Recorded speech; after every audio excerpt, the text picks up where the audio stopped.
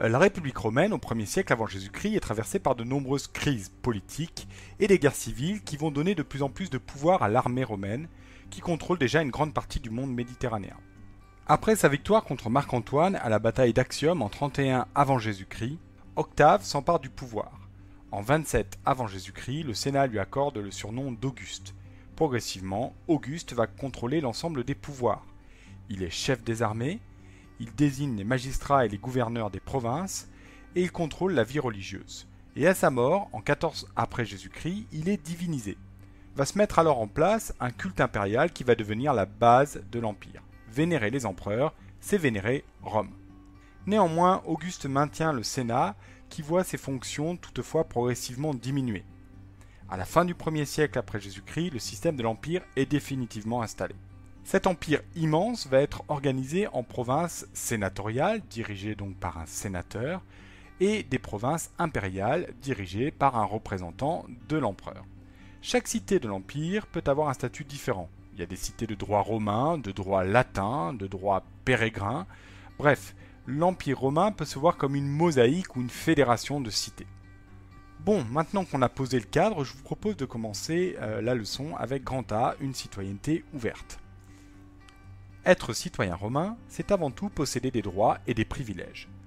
Le citoyen se distingue par son nom, trianomina, des esclaves, mais aussi des pérégrins. Alors, qui sont les pérégrins? Ce sont des hommes libres de l'Empire, mais qui ne sont pas citoyens romains. Alors, à la différence de ce que nous avions vu à Athènes, la citoyenneté romaine est ouverte. Comment obtient-on la citoyenneté romaine?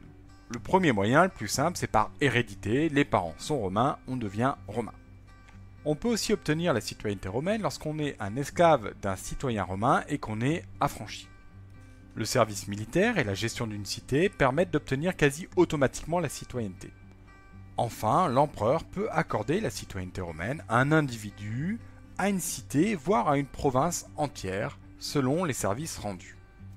Et au 1er et 2e siècle après Jésus-Christ, les empereurs vont largement utiliser l'octroi de la citoyenneté romaine pour intégrer les provinces nouvellement conquises, même si cette citoyenneté ne concerne souvent que les élites, les populations les plus riches et les plus puissantes.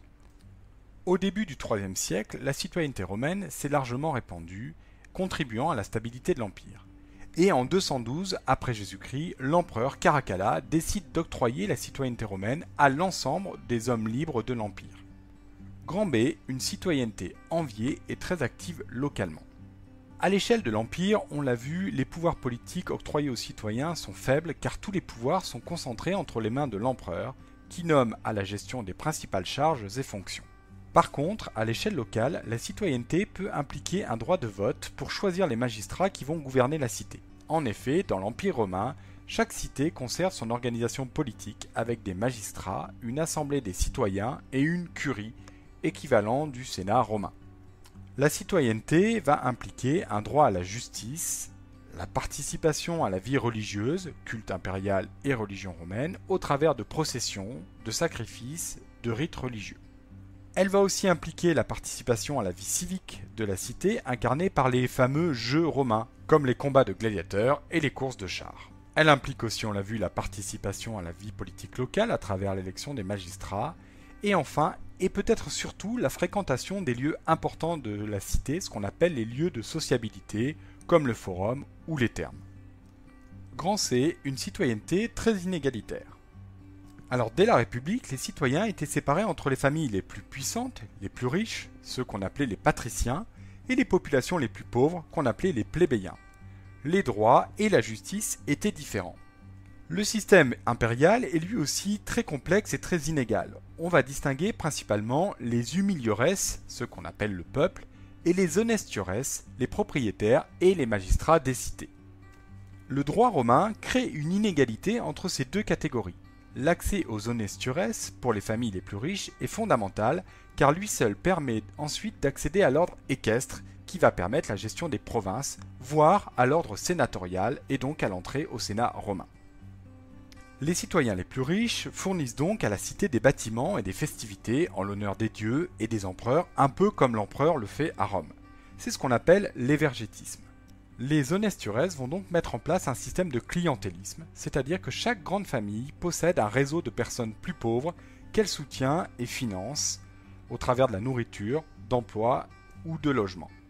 Ces personnes servent alors de base électorale en cas d'élection à une magistrature ou de poids en cas de conflit. Et donc plus la clientèle est importante, plus la famille est puissante.